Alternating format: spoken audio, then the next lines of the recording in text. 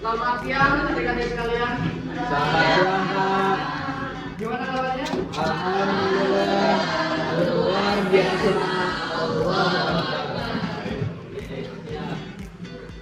Jadi adik-adik sekalian, perkenalkan. Perlu saya perkenalkan diri dulu? Baik, adik-adik sekalian, perkenalkan nama kakak Muhammad Hussein Arif Abdullah. Jadi pada hari ini kita akan membahas materi terkait dengan bentuk negara, bentuk pemerintahan serta sistem pemerintahan. Sebelum itu, adik-adik sekalian, semulanya pada jam ini adalah pelajaran dari pelajaran PPKN yang seharusnya Kak Nadisnya sebagai pemateri yang melanjutkan presentasinya yang kemarin. Akan tetapi pada hari ini untuk satu hari ini pada kali ini kakak yang akan mengajar ya. Kenapa? Apa? Berarti aman ya? Jadi sebelum itu, alhamdulillahirobbilalamin, wassalatu wassalamu ala asyrofil mursalin wa ala alihi wa sahbihi ajmain, amma ba'du. Halo.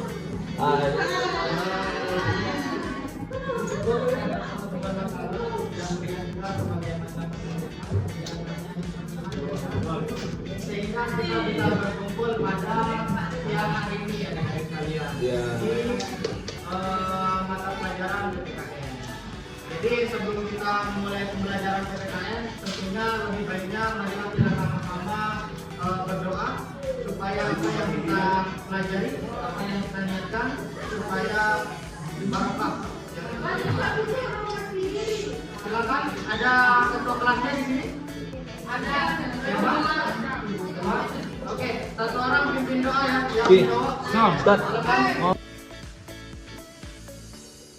Oke, kita mulai untuk absennya atas nama Andi Gadlan. Oke. Alifa Nanta Sarefa. Aluna Humaira. Amelia Agustina. Alika Aura juga. Azza wa Al-Fatihah. Azza wa Al-Fatihah. Baik, Adelia hadir. Karunia Ilahi hadir. Ella Maharani sakit. Luna Almira hadir. Sekarang kita akan mengulang materi terkait dengan yang tadi, bentuk negara, bentuk pemerintahan, dan sistem pemerintahan. Oke. Sebelum itu, mungkin saya harus menanyakan beberapa pertanyaan kepada adik-adik sekalian. Ada yang tahu bentuk negara kita di Indonesia itu apa? Sistem pemerintahan di Indonesia apa?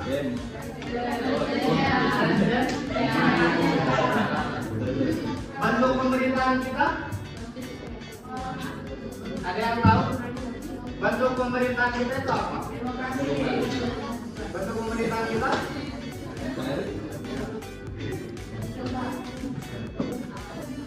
Bentuk pemerintahan kita apa?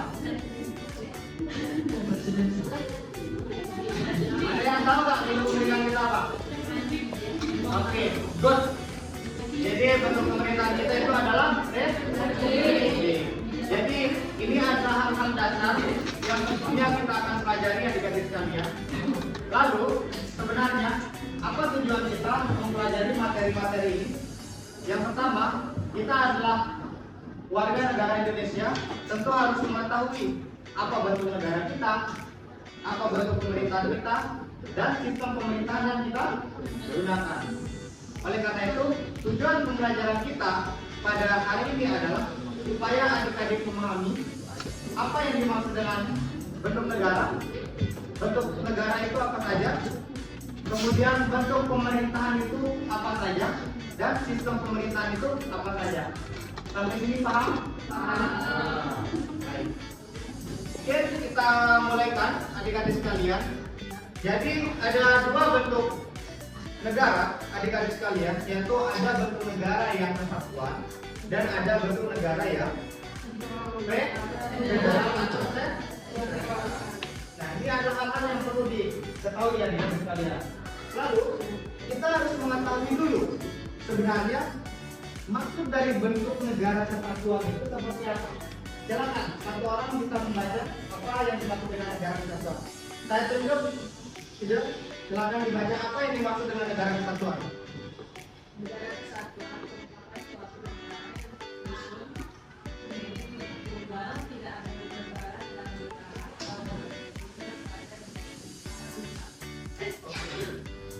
Baik, ini adalah penjelasan secara ringkasnya mengenai negara kesatuan. Kita ulangi, negara kesatuan merupakan suatu negara yang tersusun tunggal, adik-adik sekalian, yang dimana tidak ada negara di dalam negara. Nah, saya tanya, kalau federal itu negara di dalam negara nggak? Iya. Good. Nah, jadi kalau negara kesatuan ini dia tersusun tunggal, tidak ada negara di dalam negara dan kedaulatannya itu sepenuhnya berada di tangan pusat. Kalau kita kan kalau di Indonesia desentralisasi kan? Desentralisasi. Jadi ada pemberian wewenang kepada pemerintah ya, dari pemerintah pusat ke daerah. Nah, itu dia adik-adik sekalian. Lalu di dalam negara kesatuan ini adik-adik sekalian hanya ada satu kepala negara. Satu kepala negara yaitu presiden. Kemudian ada satu undang-undang dasar. Kita undang-undang dasar kita apa? Undang-undang dasar 1945. Nah, kemudian di sini juga kita ada satu dewan menteri juga, ada menterinya dan sebagainya. Ini di negara kesatuan. Nah, kan tadi sudah kata jelaskan. Di sini negara kesatuan merupakan suatu negara yang tunggal, tidak ada negara dan negara kedalamannya sepenuhnya berada di tangan pusat. Lalu sebenarnya wewenang dari wewenang dari pusat ini apa saja? Nah, ini hal-hal yang perlu diperhatikan. Salah satunya di dalam undang-undang di nomor 23 tahun 2014 ada 6 kewenangan dari pemerintah pusat, adik-adik sekalian. Yang pertama, satu, politik luar negeri. Kedua, ada pertahanan. Ketiga, ada keamanan. Dan keempat, ada hukum, agama, serta moneter. Nah, ini adalah kewenangan pusat adik-adik sekalian dan perlu dipahami dan perlu diingat betul bahwa ini adalah kewenangan pusat. Sampai sini paham? Oke.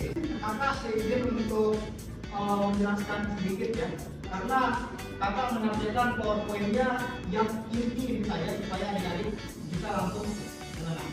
Jadi, negara Serikat ini adik-adik sekalian adalah suatu negara yang terdiri dari beberapa negara bagian. Nah, yang awalnya mereka itu berdiri sendiri, akan tetapi menggabungkan diri dan kemudian lahirlah negara federasi yang disebut sebagai federasi. Nah, jadi ini adik-adik sekalian. Misalkan di federal itu kita ambil contoh Amerika Serikat. Ini Amerika Serikat. Nah, di dalam Amerika Serikat ini secara sebutannya Amerika Serikat kan? Ya. Nah, di dalam negara Amerika Serikat itu terdapat negara-negara bagian. Nah, negara-negara bagian. Nah, itulah yang disebut sebagai negara federal. Nah, apa yang membedakan negara federal dengan negara kesatuan? Ada yang tahu? Dia bisa buat undang-undang sendiri, pemerintahannya beda-beda di setiap daerah. Bagus. Apa? Hukumnya juga. Oke, hukumnya juga. Bagus. Itu adalah jawaban yang benar.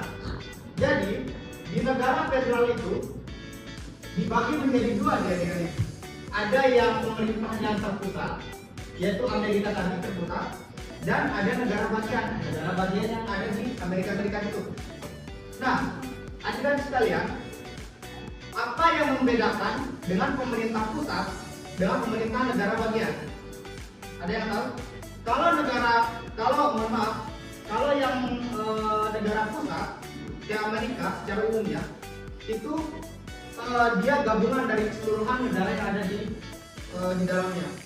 Nah, negara-negara bagian yang ada di federasi tersebut, gabungan tersebut, dia mempunyai konstitusinya masing-masing. Paham ya? Kayak tadi hukumnya. Nah, jadi kalau misalkan di dalam satu negara tersebut, dia jadi pemerintah pusat ini, dia tidak boleh mengubah kebijakan atau mengubah undang-undang secara sewenang-wenang. Karena apa? Karena negara-negara bagian ini mereka memiliki sebuah konstitusinya dan hukumnya masing-masing. Paham ya? Nah, ada pun contoh-contoh dari negara federal itu, ya ada Amerika Serikat, kemudian ada Jerman, India, Nigeria, dan Australia. Paham ya? Kemudian kita beralih ke materi yang terakhir, ada sistem pemerintahan. Ada dua sistem pemerintahan, ada presiden, dan ada parlementer. Nah, sistem pemerintahan presidensial ini yang tadi adalah sistem di mana presiden menjabat sebagai kepala negara sekaligus sebagai kepala pemerintahan. Ya, saya tanya, presiden bertanggung jawab kepada siapa?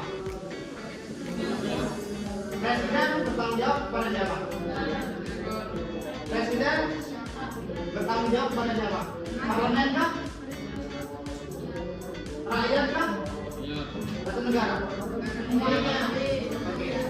Jadi saya jawab ya, presiden itu bertanggung jawab kepada rakyat yang memilihnya. Paham? Nah, jadi sehingga kepala negara kalau menerapkan sistem pemerintahan presidensial ini, mereka punya kewenangan yang lebih besar. Beda dengan parlementer. Apa bedanya dengan parlementer? Kalau parlementer itu presiden hanya sebagai simbol dari kepala negara, sedangkan yang menjalankan tugas dari produk pemerintahan itu adalah perdana menteri. Sampai sini paham ya? Nah, ini beberapa materi yang perlu kakak jelaskan, saudara sekalian. Semoga bermanfaat. Dan tadi ada yang menanyakan ya terkait dengan apakah otoriter itu termasuk dari bentuk negara ataukah dari bentuk pemerintahan. Nah, atau dari jadi otoriter itu termasuk dari bentuk pemerintahan. Kenapa? Karena ada tadi bentuk pemerintahannya ada yang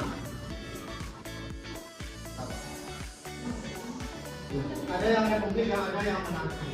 Nah, otoriter ini termasuk dia di dalam bentuk pemerintahan. Jadi bertindak secara otoriter itu kan lebih kepada bertindak secara pemerintahan. Nah, itu mungkin jawaban dari kakak. Nah, mungkin dari itu adik-adik sekalian,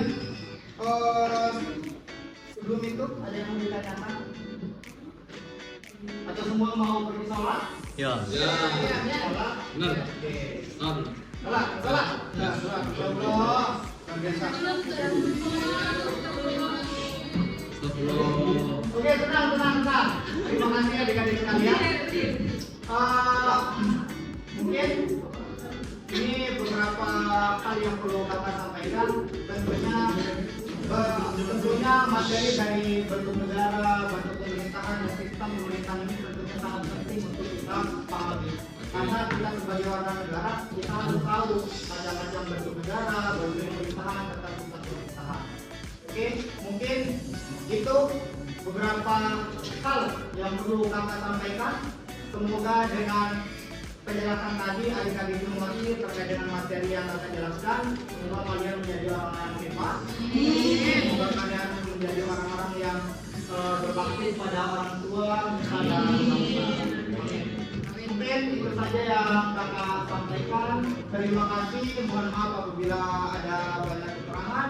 Sekian dan terima kasih. Assalamualaikum warahmatullahi wabarakatuh.